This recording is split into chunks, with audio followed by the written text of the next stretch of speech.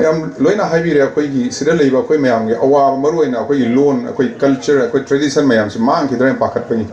adu mayam sigi maduda ai sukra mayam masi kanbada ngak se thambada saruk yagadage haibadu ge adugi role do ai su lojage aduna single born ge adugi asra leiba nagarik amane ai ibung amane ipa amane isa amane inaw amane na khanbiro aduga ai su thodang na puni yamina jage haiba se magai mayam thujage adu akhoi senior oiba ozana so hojika takpirame mayam seobiri main warobi badi yade akhoi ahal oiba akhoi thause akhoi thause kihan banate aki bolo thokpa angang singla aki bhawna pakhat pa phawragadi afaba mi ora pada akhoi chawkhala pada yam wai aduna si araroi si tawroi si mangre si tawrani haina haire ki bom po ni angang singla pakhat pa madu madi akhoi lehendawa phawrain khanji aduna ngasai tamo dilip na haibiram modo akhoi maitai haibase masi sukmang mangoi haibado madu ai amuk kana reaffirm tawboina haijaraga maitai khaktana taba manipuri ngang khuding makse manipuri loan ngang manipuri culture manipuri tradition follow tawrami khuding makse amata mangoi haibase ai mayam da sima haijage maramdi ai england da chacheroya ahumlak su boin satpa ahumlak su basapra sanam akhoi manipur gi mi se christian oibe muslim oibe maitai oibe hindu oibe anybody any dharma satpa any community moi is group oina lehoraga akoi manipur gi mi ne yum leiraga moi group oina pulap lehoy south korea ro su lehoy italy rome no su lehoy ba aduna moi ne na akoi culture akoi tradition akoi loan akoi chanawe akoi phije chachet sigi simoi ne kanna bo no weda mafam khuding muta akoi mai tai nga ta manipur gi mi nga ta leigre manipur laiba manipuri tradition manipuri loan ngam khuding mak se akoi gi mi nga ta ne moi na loina kanna bo nari akoi siro ji khanari so kramai sakal an se khana brinna masi pakhat pasuma pakhat pi dana ma ai mayam da thamjage loan gi matang da akoi na british ki akoi hoji english ki loan da mai sarkar gi school ji kari phatri no hai kana mayam adum bhai akoi gi loan na tambi bano khaire phaina adu english ki medium natra di akoi ma uthajen thaning de wangang sing se chin di hai ba thamoi ga wakhal ga di madu akoi leitwa masi kamai lokthon se ge khanara kanda yaragadi akoi gi school sira kanna akoi gi loan sira subject khoi bhajan tamhalawa angka tambi matamda science tambi matamda angang amana masa gi loan da tambi ragani mana haidori mana problem thena dori ama khakta ne problem du ne but english ta tambi ragadi hindi ta tambi ragadi loan duragi hindi natragi english tagi maitai rol da handopagi manipuri loan da handopagi problem ama angka natra science ki problem no problem ani oidrene aduna akoi loan da tambi sna khai best oibani na pi ngai dagi abo ja koi loan da tambi sna masima tangai phadana akoi chap manana tawra kana madun tambi no hono ba ani su hoda ngasai tapi udama english hai wai asigi loan se ngang ba khatang communicate tawba khatang nang tap mamut ta na khangba present tawna ba analyze taw ngam na ba mong marin thokna haina ba madu ge hek ahobadi english loan je yam kan na masigi loan je yahon biraba adori dinga saya akoi pakat le khuding makto akoi karim taw da bi hai ba aduna english me yam phasana mamut ta taw biraba aduga akoi manipuri loan ra atai dai subjects loin taw biraba adori di problem le roin khanje yam nuai jabadi aina yana amada sri yaubire oja khuding mak sri phamire oja khuding mak akoi ngasi sri phamjare ba aina ngasi lepse bangam jare ba asi it is only because of akoi oja guru mayam oja sing no takpi tambirak pagi ne ba khoi ngasi lepse ris aduna han bada oja khuding mak pu ngasi sigi school lagi thokhiba satra khuding oja oira khiba khuding tongan mafam da oja oibire khuding mak pu aina khud jur tawdana khurumjari haureiba ngang singji phadana lamjing biu aduga ngasi oja sing lamjing bire hare kanda akoi gi singer bone gi leiriba asir leiriba manipuri mayam sigi akoi gi chana lonchat mayam ama ngapi semina thambirami ba asi damakta so aina mayam puna pu haninga letan thaga chawa phonok seri akoi na ngasai oja dhanabir so hare tamo dilip na so hare oja kanuna so habiramme madudi akoi education gi matang na kama nainagre certificate paiba adigi adu haibada hoiba adu free ohenbio pressure tawbigano pressure cooker oina to onthok pru tawbigano haibase hoi taktana adum hai aina masida ngasi si akoi gi swami vivekananda ji gi ngasi si magi mapok ninga sise aduna ngasi palan chawng toba National Youth Day naharolgi nahasingi numit hana palan tobu numit ni akhoi education gi matang na naina bataragadi Swami Vivekananda haibase asi magi teaching magi para magi life history se akhoi naina batangai phade hane khanjai mana angang oiringai da school ma tambi school amada mana oza sina akhoi oza haiba jasi yam ngang yam pame ba takpi ba tambi ba ngang ba ina ngang ise loi chumam ne ju oza ya madum khalle satra khangi ga to hayan na ba ta ja pi do oza se yam yaw edra noi man da a maning na phamba Swami Vivekananda si kana ta khangni kana mana oza I question ani khakta hangjage wa hangani khakta hangjage hena matam lawi oza na hango hai mana hangi ai khoi di sangsar sida amamba hai wa pochi leibra oza is there anything called darkness amamba hai wa pochi leibra haina hangi Adi oza da kari leitani numdang wari sidi sineba ada mana hai amam oza nang na piri ba paukum do nang lale hai adi atopa mo hang ani suba amaga mo hang oza do dia phataba wai pochi leibra na nei satra kari leitani nei satra marta phataba yawri sidi asa pot phataba lei sidi phataba yawri sidi sine adu mo so oza lale hai man mon hange adu iti kari no chu man saro piwan amam ba hayo ko chi leite angan ba leite bu ba amam ba ko wi angan ba leite amam ba so le hai bari numit se dum tho le dum dang so la wa apha ba hayo ko chi yaro kana phatta si le ro adu na akoi na positive ko na khan ngam ba apha ba thabak to ro ba apha wa khan ngam ba apha nga ta khal la ba adu I phatta si su le ro question ne ba ki answer ne adu akoi khuni ma loina ma apha wa khan ma ta ba sacrifice tauba akoi ngasi manipuri singi maming kari gi chatle akoi kathok ngamba seva tauba kathok ngamba ai are uri mon pija thok ngamba awa ba khang makan ba wara su khang makan si gun mayam se masi akoi manipuri akoi yaw ba adu singdo larik tami ba adu gi gun sing se akoi angang sing na ha pa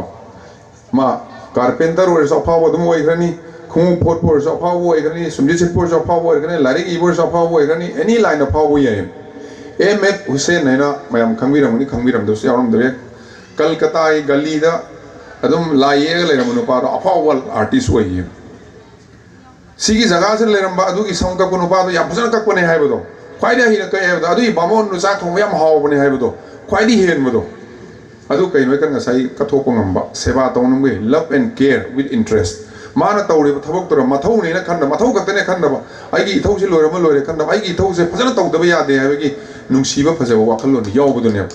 ado akoi manipuri akoi de loini yahum thoi manipuri ha de manipur leiba asira leiba oira ada leiba manipuri kangus ado gi potu yaw ro ba ado idi akoi already akoi de talented magul kayam ni yaw pik thalabne ado ha pa kana education nei de ado happy ba ne ngasai loina dum habiram ngasai loina hai soibom yaw de loin chum na habiram education pi bai se akoi sampra pami dong yeng biyo me sampra yam pami dong ni sampra maru bi dong ni maru se sampra maru se akoi or sampra maru so habi ro aduga akoi nangang wari da thabi gumba mairen gumba sigom maru khongdrung gum maru se akoi abokna imana maru si lira kana phaklang na pa thamyo kangnaga hayeng thaba matam mi yor kana lokho mu thai thaba se si akang masina tha se sampra na kujiki Mairenu se hauroe but adugi kukraba sampra marudura chaukro panwi du yaure sampra mana yaure masa yaure sampra ma no loi yaure le rebane sampra sai yankhai pan ga do sampra do loi yaure le re adu sampra adu da akoina ta ka do nang kadai da hauga do no kamai na hauga do no masa kramai sandokani maru kramai palakani karma matam da mapan sat kani karma matam da mungani adu charong yan ngani mahi yan ngani ha bisa koi takte gardener ki mathaudi har yaw ba hau gudab jaga thabi ba ising phajana chaibi ba tin dara ko lokthok bi ba sambal khabi ba sanna sa dara mina khong ne tar nga thok bi ba marak marakta tin kang phadok bi ba hidal anda ka thok bi ba adum panjara ne adum mama ba oire ba khoi gi oza oire ba khoi mathaudi adu ne akhoi nang adu oyo ada oyo khoi tak ba adu sakano adu to na khoi tak ka do na te akhoi na tak ka do badi karam ba jaga tha gani akhoi thabi ka do ising karma kana chai gani tin tarak kana karmai lothokani ari karma matam da har hapi ni karmai na samal khajil ga thambi gani हाइबसी gardener अमगी orchard keeper अमई मथौदी अखोई gardener अमई मथौदी अदुनेब अदु we are all Gardner's ओजा सिंह अखोइसु ओजा धनबीर होय public school तमकोनते अखोइस तमकोनते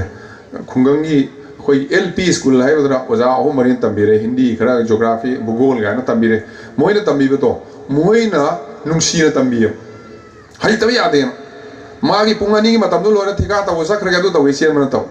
high तबे यादे होरेन नुंथिंगी वारी ताबा लारिक ताबा लाब का युम नसा नंगी होम टास्क तो लोइरब्रा पुथोरो लावाइना मुक ताकबिरमने होजिना ट्यूशन मेंशन है अदु एरगदी मधुगी चटनबी मधुगी ट्रेडिशन दो हानगी लेरम अखोई लेरम बदो मधु पोरक तारडी ओजा सिंगसिना लेरिबा अंगांग से आगी इचाने हाइना खल्ला फजन तंबीरबा हौना लोनचत तंबीरबा थची खासी तंबीरबा ओजा ने जिन सेलग लाए टी शर्ट ले लाए ओजा का छात्र सही लुंगा ओइना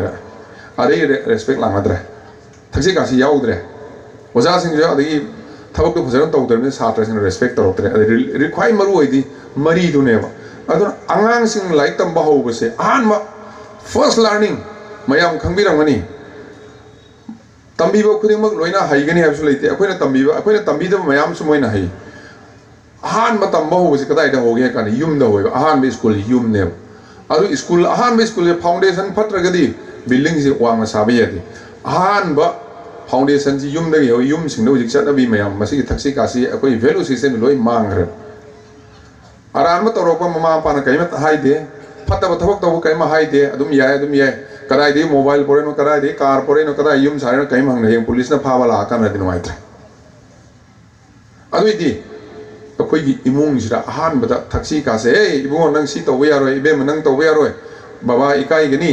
अदु आइगी सागै चोकनी आइगी इमुंग नुंग चोकनी नंग युमना नोय अहल मन चोकनी सिंग थबक तौबे यादे तौरकनो को हैना हाइबेसे अखोइ कनामता हाइदे प्रेशर दी ग्रुप ती याम लई अदु तौबे यारोय दा तौबे यारोय माइक्रोफोन थो लावबदी लेकाइ खनिंग थोंगान खन लावे बट आइगी इमुंग मधु तौबे यादे हैना हाइबेसे अखोइ हाइब ngamde हाइदे अदु हाइद्रगदी अखोइ अफव थबक से कमाइ तौदेसि अदुइदि मधु अखोइ हाइरक तारगदी येंबियु अंगांगना फमुंगदा पुक लामाबा पिखरबा अंगांगसे पुक लामाबा अदगी मपान पान थोक्सिन चोकलाबा थानी हुमद याव ngairi bangang ne ko kap kani ba adu akoi tambi de nang horen pukla mari kap poina kana tambi yaw ram jeng bio mama na mapa na bok tambi de horen mabuk thalaka na harau ra lu na toro momon noe nang harau ra ge nungai no ois tambi de adu idi masi tambi ra som haye ba they learn so many things so learning is independent of teaching akoi na tambi de ba kaya ma ngang mayam tamdori ba तमनबगी से अखोइना positive ओइबा environment नम थम्मदा काले negative ओइ environment नत अ तंबीबा तमसो अखोइ अफबा तंबीबा ताइ अदुना अखोइना करि तौरे था तरामा थोय अदोय बो जंगा मसा से काइन थाय रोइबा ए पाइनिंग पाइनि चोंनिंग चोंगनि कपनिंग कपनि उपनिंग उपनि संसाने मपान पा थोरन थोकनि काइ माहाय अखोइ काइ कंट्रोल तौदे बट खरगा सत पाइ रप खरगा ngang मै रप मतमदगिदि अदुरे लेंगनो अदुरे सकनो अदु पाइगनो अदु तौगनो अदु उननो अदु तिननो restriction मैम थमजिले अदु ngसाय तामो दिलि नारो फ्री ओइ लोय उ मसा म होरपा अखोइना थाबा पोतु फौरा अम नल्ल उबा अम नल्ल थमगान होगलो यादम अदु लौथो ओरि लोय अदु होगले अदुइदि अखोइना restriction नंग डॉक्टर ओइदबि यारोय इंजीनियर ओइदबि यारोय अदु ओइदबि यारोय अदा तौदरि यारोय अदु तौदरि यारोय थमबै मुहुता अंगांग दुर करी टैलेंट यावरी ओजा खंग हि ताना बतारे स्कूल ओजा सिंग सो सी अंगांग सिमदि सही मरी लोइनर पकांदा ममा पासु खंगनी आई अंगांग सी जगोइदा फगदरा इसैदा फगदरा लाइक फगदरा अरे उ सुबदा फगदबा लाइन दुरा ओजागा तानर इनबी हिदौने अदु नते अखोइ साइंस लौदबा यादे अदु तौदो यादे अदु रगदे अखोइ लोइ मांगमिनबा तारे अदुना अखोइ की अंगांग यामना खुदोंग थिनिंगाइ ओइरिबदि हौजिक लाकदोर अंगांग सिंगसे हौजिक खनबियोबा अखोइ आई हौजिक 1964 की फेब्रुअरी 18 द पोपने 64 स्कूल से नहीं होने हाल है अदुई मतम अदु आइना हाइजेनिंगदे अदु मतम अखोइना पोपो काना सिगी माइक्रोफोन सिगुम्बा अरे गाड़ी ऑटोमेटिक गियर यावबा मोबाइल फोन गा टेलीविजन गा इसे अखोइ लेनि सुगं खलुदे हौजिक पोपो अंगांग से सही यांखै मतुंगदा करम एनवायरनमेंट दर मोइनि हिंगदोइस करम एनवायरनमेंट मोइना थबक तौदोइस करिनो येंग अदु खनबियो अदु इतारे मोइसिंगे अदु उबो फंगदिबा लाकदोर प्रॉब्लम मैम दो अदु थेंगनबो ngambagi सेम सागदोने अदु की दमत तंबीगदोइने वखल खलंगदोइने अदुई मतमदा अखोइ मसेन अमगा साइ मये के दाइबिरे ꯃꯌꯦꯛ 30 ꯆꯠꯇ꯭ꯔꯗꯤ ꯌꯥꯔꯣꯏ 35 ꯆꯠꯇ꯭ꯔꯗꯤ ꯌꯥꯔꯣꯏ ꯑꯗꯨ ꯇꯧꯗ꯭ꯔꯗꯤ ꯌꯥꯔꯣꯏ ꯑꯗꯥ ꯇꯧꯗ꯭ꯔꯗꯤ ꯌꯥꯔꯣꯏꯅ ꯑꯩꯈꯣꯏ ꯌꯦꯠꯅꯕꯗ ꯇꯧ ꯂꯩꯔꯦ ꯑꯩꯈꯣꯏ ꯒꯨꯂꯤꯚꯔꯁ ꯇ꯭ꯔꯥꯚꯦꯜ ꯍꯥꯏꯕ ꯀꯩꯅꯣ ꯂꯥꯏꯔꯤꯛ ꯑꯣꯖꯥ ꯙꯅꯕꯤꯔꯁꯨ ꯈꯪꯕꯤꯔꯝꯒꯅꯤ ꯂꯤꯂꯤꯄꯨꯠ ꯍꯥꯏꯅ ꯃꯤ ꯃꯆꯥ ꯃꯆꯥꯗꯨꯅ ꯌꯦꯔꯨꯝꯁꯦ ꯁꯣꯝ ꯒ꯭ꯔꯨꯞ ꯑꯃꯅ ꯁꯣꯝ ꯅꯥꯀꯟꯗ ꯊꯨꯒꯥꯏꯗꯧꯕꯅꯤ ꯑꯃꯅ ꯁꯣꯝ ꯅꯥꯀꯟꯗ ꯊꯨꯒꯥꯏꯗꯧꯕꯅꯤ ꯀꯔꯝꯕꯗꯒꯤ ꯊꯨꯒꯥꯏꯒꯗꯧꯕꯅꯣ ꯌꯦꯠꯅꯕ ꯑꯅꯤꯃꯛꯇꯩ ꯑꯗꯨꯝ ꯊꯨꯒꯥꯏꯕ ꯌꯥꯏ ꯑꯗꯨ ꯌꯦꯠꯅꯕꯅ ꯇꯦꯟ ꯀꯥꯞꯅꯔ ꯂꯥꯟ ꯇꯧꯅꯩ ꯑꯗꯨꯃꯥꯏꯅ ꯑꯩꯈꯣꯏꯁꯦ ꯇꯦꯂꯦꯟ ꯌꯥꯝ ꯌꯥꯎꯕ ꯑꯩꯈꯣꯏꯁꯦ ꯑꯩꯈꯣꯏ ꯃꯁꯦꯟꯁꯦ ꯑꯗꯨꯝ ꯌꯦꯠꯅꯕꯗ ꯑꯗꯨꯝ ꯇꯧꯔꯦ ꯑꯗꯣ ꯑꯩꯅ ꯍꯥꯏꯖꯅꯤꯡꯕꯗꯤ ꯃꯅꯤꯄꯨꯔ आदा मणिपुर चटनरीब अदुम चटनहनबिरगा आई हेक यौगिबगा आई मिलालसु तानाजगे लैंग्वेज एंड प्लानिंग डिपार्टमेंट एन आईगिदा अमा लेरी लेरिबा एजुकेशन डिपार्टमेंट की मसी ओजा महावीर डायरेक्टर तानारगा अखोई सिरैसरा स्कूल कया लेबनो मैतै मेक्सी असिगी ओजा सिंगना छात्रसिंग तंबीबा याबै करि करि तौबा याबनो हाइबदा ये आरे यौरगा मैतै लेबा जगा मणिपुरी लोन लौबा जगा सिरा मैतै मेक्स अरुबो पो नते लोन लोन थोपा या मयक तो थोपा खतने लोन नते मयक ओन थोपनेबा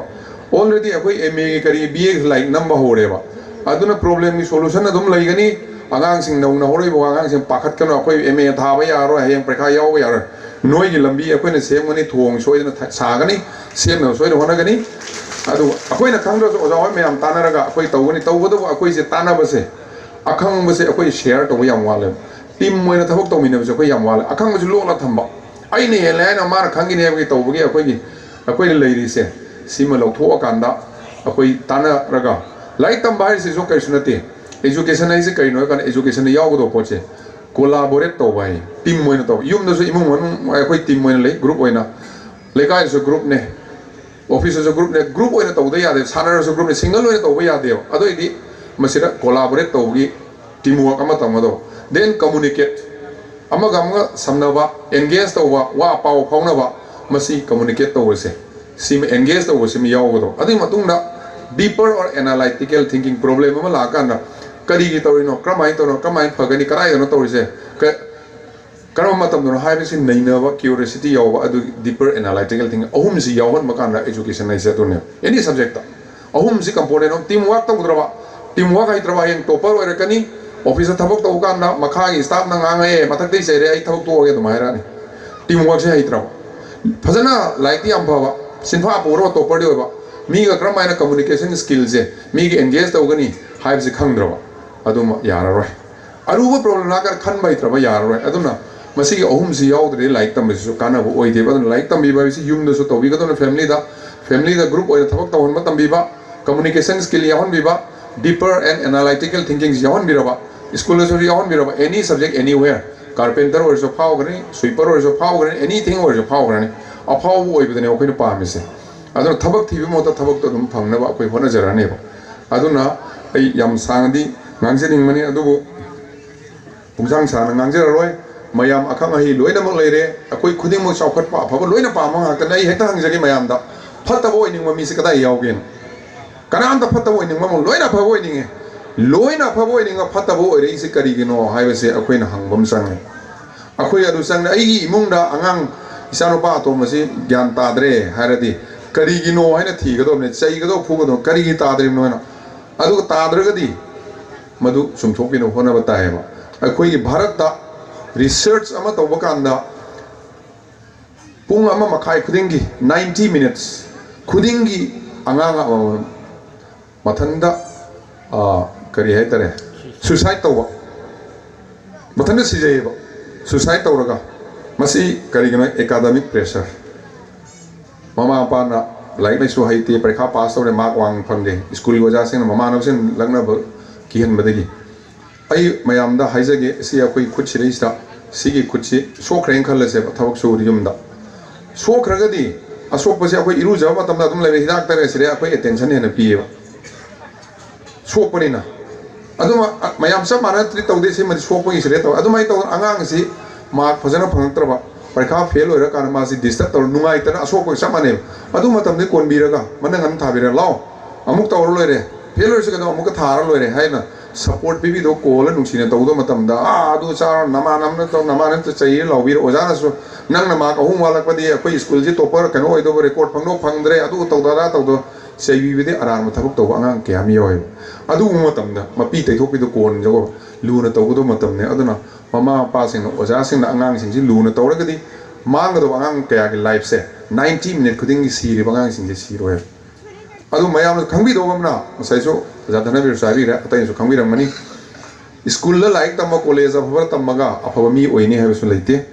ꯍꯧꯖꯤꯛꯀꯤ ꯊꯣꯃꯥꯁ ꯑꯜꯚꯥ ꯑꯦꯗꯤꯁꯟ ꯃꯩ ꯉꯥꯜꯍꯜꯂꯤꯕꯁꯤ ꯄꯨꯊꯣꯛꯑꯝꯕ ꯅꯨꯄꯥꯁꯦ ꯃꯁꯤ ꯍꯞꯇꯥ ꯑꯩꯅ ꯈꯟꯕ ꯍꯞꯇꯥ 9 ꯍꯞꯇꯥ 3 ꯈꯛ ꯁ꯭ꯀꯨꯜꯗ ꯃꯥ ꯁ꯭ꯀꯨल कायब मागी स्कूल अंगांग होइने स्कूल काबा मतमदा मा स्कूल लगी हलकपदा मागी पॉकेट सिरा सी मचा मोय ओजा माय मिस तुनो पेरको सी मचा म्योय इनवेल ओमा हांगदो ममा ना पाए ममा ना पावरो ममा से मपी ओर ताय अरिदा कइदौरे इमा हैना अंगांग सिना हांगे अदरे नोई की मिस नहीं रही से नोई की स्कूल नंग यू आर वेरी टैलेंटेड नंग सी लाइक नंग ज्ञान याम यावे नंग टैलेंट याम यावे अदनो नोई की स्कूल सिना तंबीबो ngमरोय अदो तंबीबो ngमरोय अदनो नंग स्कूल अखोई नोई की स्कूल लौथोगा फजावा फबे स्कूल तमलो है अदुना नोई की फत्तब स्कूल तमलोय ममाना नंगबु तंबीनी हायरगा अंगांग सि लौथोगा कांदा मासी तंबीबो स्कूल का दे अदई दि मागी लेबोरेटरी हांगोक सगे अदु तौगे अदा तौगे लोय तौहले माने सही हुमद्रा सुरकांदा मागी कंपनी मागी कनोस लोयनो मै साखरे ममाना मयाम से लागा थवाई याम नोयतना हाय मंगोंदा लोय साखरे नोयते खोतेरा मान है कदबुई नुवारे दोनो अरी बसाखी बाइसे अनो वमुक लांगनाबि तंजा मने हाइदि चिंगना लमै साखी बा लोय गोंग सा मुक नौ नमुक संगक संगना होगलको दुमाइना अनो वमुक लांगनाबि लंबी पिरिने वाबा तौबने पॉजिटिव ओय अदुबु मतम खरा लेरा ममा सिग्र मतुंग मान अहल ओइरा कांदा मागी इमुंगी दोदम सेंगलोकपदा सेल लाइक थंबै का मसा मसा दो सेंगलोक कांदा मसाई सिथि सि यौरमि सिथि से मान हांगदोय हांगदोको पावा कांदा सिथि दो इरमिदि करी इरमगेदा your Tommy is too stupid. Please don't send him to our school. Withdraw him. Nangi na sano pa jam budu sui school la thara kano. Aduna lothoko school lagi ngaheng ni kara kano. Hani siya du irama or kana makape. Imana aibu nungsi basi yung mama sing na nungsi ri si masa sing phatta adu phatta wadu khangal uragadi. Akoi di ojana adu yangang adu tore harap ka ekta sai na kanu sai ba ta hoye. Yung Thomas Alva Edison ni ma kanu na di ma di kira retarded oy mayang mi mana dawa nga ta abus pajan ta da bina nungai ki roi khandana mama dona nang di yam phawne ari yam phai haire aphabo lona haibiraga aphabo ela aphabo engkhi adon loina ma phawo ye tawbodu akoina positive oy ba ta ai gi sai su sing aphabo loi oininga phatta ori se kaino khanbira lu na tawbiraga di soi ga do kana su leite loina aphabo oigani adon wai khare jaijaraga